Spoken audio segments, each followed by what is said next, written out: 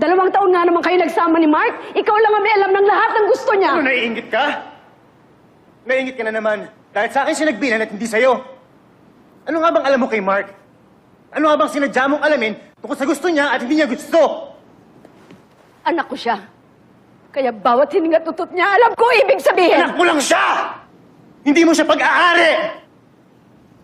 Hindi dahil ikaw ang naglabas sa kanya, ikaw rin ang bumuo. Kung ano man ang naging siya, dahil yun sa kanya at sa ibang tao naging parte ng buhay niya.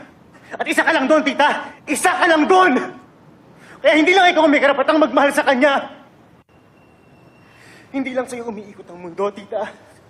At hindi titigil to kahit na mawala ka pa. Huwag ka magmagaling! Dahil wala kang alam! Eh, ikaw! Anong alam mo?